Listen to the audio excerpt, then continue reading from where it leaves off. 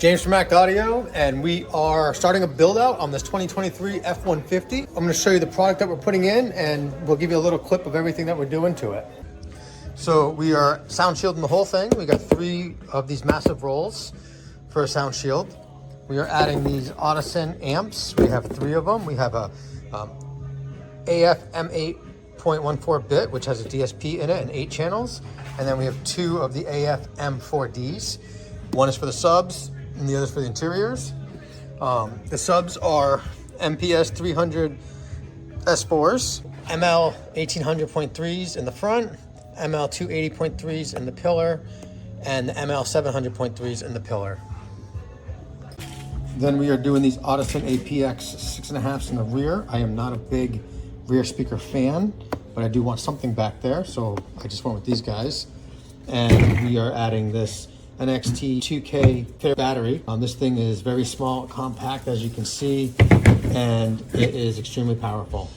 We got a couple more things here. We're doing the Escort Redline CI 360C radar detector, and we are doing some XK Glow lighting kits, and we're doing one more lighting kit in the interior, which is going to be the Race Sport kit here.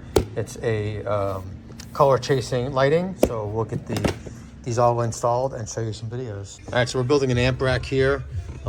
We cut this out because that was what we wanted to do. We don't always cut this out in vehicles. Sometimes we will go over it, but in this situation, we felt it was the best decision. We are right now making brackets to latch onto the seat so that it's secured by the seat here, and then it'll be secured up top. So here are the brackets. We're drilling the hole right now for the seat. We just got some, heavy duty shelf brackets from the hardware store. All right, so you can see we got the amp rack in place with the brackets on my seat brackets. So it looks pretty good in there. And we are now gonna start mocking up the amps and get them ready for the wiring.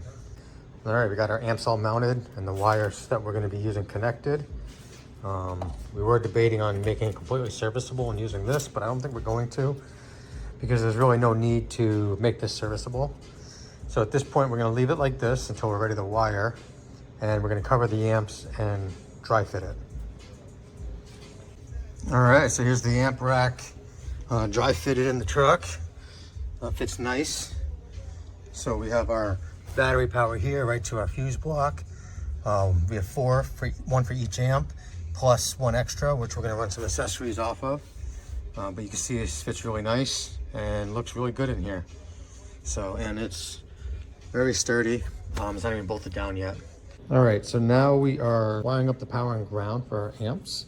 So you can see we're coming out here, we're running it around, zip tying it to the board, we're stacking them, and then going to the fuse block holder.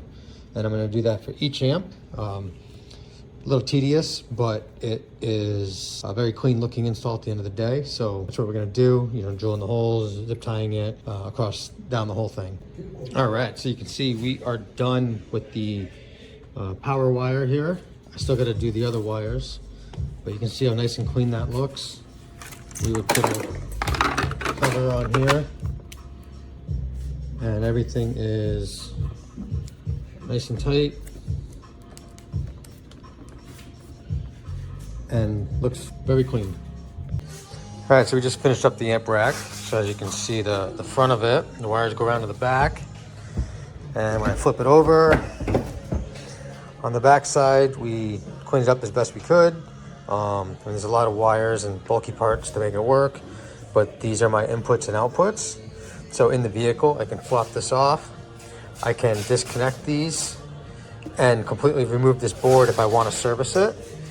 So everything is independent of the vehicle side, making it completely serviceable if ever needed or it needs to be changed. It's a little easier to change. So we're about to put this in the truck and wire it up in the truck and put it into place.